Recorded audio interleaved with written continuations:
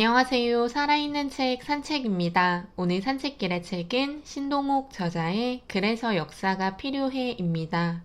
우리가 잘 알고 있는 역사 위인부터 개인적으로 생소했던 역사 속 인물들을 보면서 인생에 대해서 배워볼 수 있는 책이었습니다.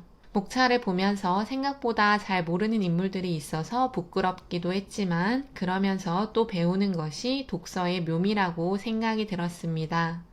읽지는 않았지만 기억에 남은 역사는 미래다 라는 책 제목처럼 미래를 만들어가는데 역사를 들여다보며 우리가 취할 것은 취하고 그렇지 않을 것은 버리는 자세를 갖는 것도 내가 원하는 미래를 만들어 나가는데 필요하다고 생각합니다. 저자의 이야기처럼 역사 속 교훈들을 무조건 받아들이는 것이 아니라 생각하고 나에게 필요한 부분을 받아들이는 것이 중요합니다. 서울대학교에서 국사학과 경제학을 전공한 신동욱 저자는 역사를 사랑하는 지식인이라고 합니다.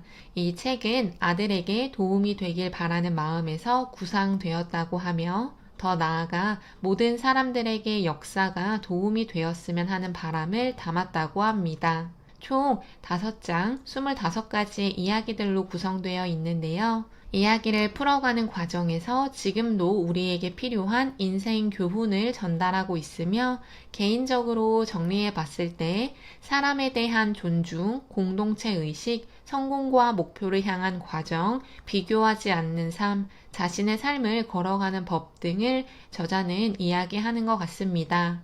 모두 전달하고 싶지만 몇몇 이야기를 간추려 전달할 수 있도록 하겠습니다. 계유정난을 일으킨 수양대군은 어린 임금 단종을 밀어냅니다. 그 당시 성산문과 신숙주는 각자 다른 길을 가게 되는데요. 성산문은 단종을 지켰고 신숙주는 수양대군을 따랐다고 합니다. 성산문은 명분을 지켰으며 신숙주는 실리를 취했다고 하는데요. 그러면서도 신숙주는 조선을 위한 정치를 펼쳤다고 합니다. 이를 보며 저자는 누군가의 선택이 무조건 옳고 그르다는 것을 이야기하지 않습니다. 인간은 이기적인 존재로 자신에게 이득이 되는 선택을 하는 것이 본성이나 공동체에 피해를 주지 않아야 한다고 합니다. 처해 있는 상황에 따라 선택지가 다른 것을 누구는 간신이고 누구는 충신이다 라고 우리가 판단할 수 없는 것은 아닐까 하는 생각이 문득 들었습니다. 청계천을 걷다 보면 전태일 동상이 있는 것을 저도 본 적이 있습니다. 우리가 지금 자유롭게 살고 있고 감사하게 하루하루를 살고 있는 이날을 만들기 위해 보이지 않는 손이 많았다고 합니다. 청년 전태일 역시 그중 한 명이라고 하는데요. 근로기준법이라는 법을 준수해달라고 목소리를 높였지만 아무도 들어주지 않았고 청계천 평화시장에서 근로기준법 책자를 몸에 끼고 분신을 했다고 합니다. 그리고 9년이 흐른 뒤 1979년 YH사 사장이 위장 폐업을 하고 직원들의 임금을 지불하지 않은 채 잠적했다고 하는데요. 이때 노동청에 신고하고 도움을 구하지만 도움을 주지 않았으며 이를 시발점으로 부마 항쟁까지 이어지게 되었다고 합니다. 단지 평범한 사람들이 자신을 지키기 위해 움직인 힘이 지금 우리가 살고 있는 대한민국을 만들었다고 하는데요. 그들에게 빚진 우리가 빚을 갚을 수는 없지만 더 나은 대한민국을 만들어 후대의 우리 아이들에게 좋은 세상을 줄 수 있다고 합니다. 제주도에는 김만덕 기념관이 있습니다. 그 기념관의 주인공 김만덕은 양반의 딸로 태어났으나 12살에 부모를 모두 잃고 고아가 되어 기녀의 수양딸로 들어갔다고 합니다. 노래와 춤, 악기에 재능이 있는 그녀를 관기로 등록했으나 원래 양반의 자식으로 자신의 신분을 환원시켜 달라고 20살에 관청의 수령을 찾아간다고 합니다. 또한 그녀는 장사를 하면서 사업가의 길을 걸어갔다고 하는데요.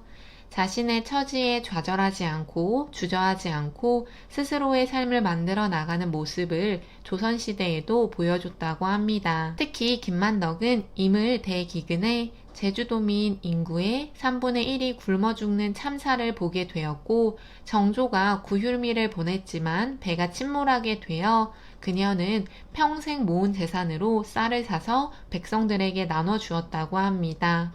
정조는 그에게 감명받아 소원을 들어주겠다고 했으며 김만덕은 한양과 금강산을 둘러보고 싶다는 소원을 이루게 되었다고 합니다. 불공평했던 조선시대에 자신의 힘으로 본인이 원하는 것을 이룬 사람이 바로 김만덕이었다고 합니다. 조선 최초의 인권 변호사이자 대한민국 최초의 대법원장을 지닌 김병로에 대해서도 이야기합니다. 그는 언행일치를 이루는 삶을 살았으며 보수주의, 진보주의 등을 넘어 사람과 인권을 존중하는 사람이었다고 합니다. 보수주의였던 그지만 진정으로 지켜야 하는 것이 무엇인지 알았으며 반공주의자였지만 민족의 독립을 위해서는 공산주의자를 변호하기도 했다고 하는데요. 모든 인간에 대한 존중이 그를 돈과 권력에 얽매이지 않게 했으며 언행일치된 그의 삶은 그 자체로 품격 있었다고 합니다. 드라마 이산, 영화 사도 등 영조와 사도세자의 이야기를 볼 수 있는 콘텐츠가 많습니다. 잘 알고 있는 내용인데 이 책에서 그 둘의 사이가 그렇게 될 수밖에 없던 것이 소통의 단절 때문이라고 합니다. 요즘 많은 학부모와 자녀들 사이에도 소통의 부재가 심각하다고 느껴지는 경우가 가끔 있는데요. 그래서인지 이 내용이 공감되었습니다. 40이 넘어 겨우 얻은 사도세자는 3살 때부터 교육을 받았다고 합니다. 영조는 사도세자를 교육하기 위해 직접 교과서를 만들기도 하는 등의 열정과 사랑이 남달랐다고 하는데요. 하지만 그 사랑이 제대로 전달되지 않았음에 안타까웠습니다. 영조의 무조건적인 기대와 압박은 자녀를 사랑하는 잘못된 방식이었고 사도세자 역시 자신의 이야기를 더 하지 못한 부분이 아쉬웠습니다. 그들이 소통을 했다면 주위에서 이간질을 했더라도 뒤주 사건까지는 없지 않았을까 하는데요. 게리 체프먼의 사랑의 언어, 칭찬의 언어에서 나오는 것처럼 내가 듣고 싶은 말을 상대방에게 해주는 것이 다 사랑이고 칭찬은 아닙니다. 상대방이 진정으로 원하는 것을 알기 위해 경청하고 그에 맞는 것을 주는 것이 진정한 사랑입니다. 소통하려는 노력은 부모, 자녀뿐 아니라 연인관계, 부부관계, 사회생활을 하면서 만드는 모든 관계에서도 중요하다고 보여집니다. 우리 역사 속 3명의 음악 위인인 왕산악과 우륵, 박연 중 이 책에서는 박연에 대해서 이야기합니다. 음악적 재능이 뛰어난 박연은 과거 시험을 보고 공직에 앉게 되었다 하는데요. 그러면서도 그의 음악에 대한 열정을 사그러뜨리지 않고 세종이 즉위한 후 그의 열정을 터뜨릴 수 있었다고 합니다. 세종은 음악 부흥 사업의 책임자로 박연을 임명했으며 그는 우리나라의 독자적인 음악을 발전시키겠다는 결의를 가졌고 궁중 음악을 만들었다고 합니다. 진짜 하고 싶은 일이 있던 그는 잠시 그가 원하는 일을 내려두었지만 열정을 가지고 꾸준히 그 일을 생각했고 행동할 수 있으면 하면서 자신에게 올 기회를 잡았다고 합니다. 진정으로 좋아하는 일을 하지 못하는 현실에서 우리가 그런 사람들을 비난할 수는 없다고 하는데요. 단지 꿈과 목표가 진정하다면 포기하지 말자고 말하고 있습니다. 또 빠르게 변화하는 세상에서 우리는 사이드 프로젝트인 본업 외에 자기가 좋아하는 활동을 지속적으로 하는 것도 필요하다고 합니다. 조선시대 대동법의 아버지 김육은 불공평한 세상에서도 자기가 원하는 것을 이루기 위해 노력했다고 합니다. 몰락한 양반 가문으로 부모를 일찍 여의고 그는 속과에 합격해 성균관에 입학했다고 하는데요. 하지만 문묘 종사 논란으로 인해서 그는 과거 시험에 급제하지 못했고 계속해서 조정에 일어나는 부패를 보고 가문을 일으키겠다는 자신의 꿈을 접고 농촌 마을로 내려갔다고 합니다. 하지만 그는 절망에 빠지지 않았고 농사꾼으로서 자신의 일을 열심히 했다고 하는데요.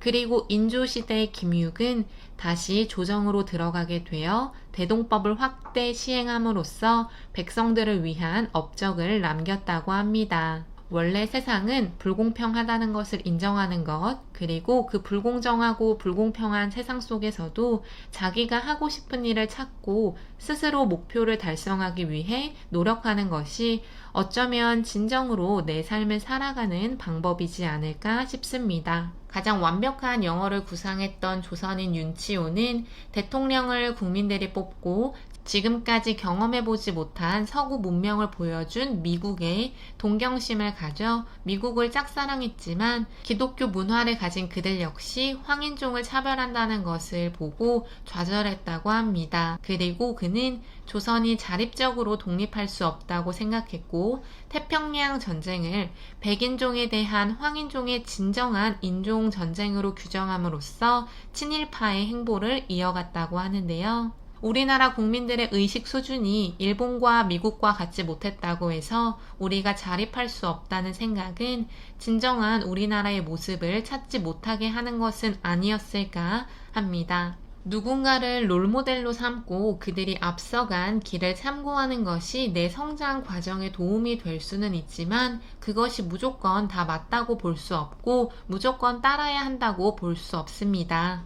그들의 삶은 그들의 삶이고 내 삶은 내 삶이라고 저자는 말하고 있습니다. 책 제목 그대로 역사가 필요한 이유를 무수히 많은 역사적인 인물과 사건이 있었겠지만 저자가 생각하는 25가지의 이야기로 풀어내면서 충분히 잘 설명해 줬다고 느껴진 책입니다. 책을 읽으면서 역사 공부를 더 해야겠다는 생각도 들었고 지금 우리는 그 어떤 시대보다 좋은 날을 살고 있다고 개인적으로는 생각합니다. 노비 제도가 있는 것도 아니고 누군가의 식민 지배를 받는 것도 아니기 때문인데요. 가까이 보면 비극이지만 멀리 보면 희극이라는 말이 역사에서도 해당되는 문장은 아닐까 싶습니다. 오늘 산책길의 책은 신동욱 저자의 그래서 역사가 필요해 였습니다. 감사합니다.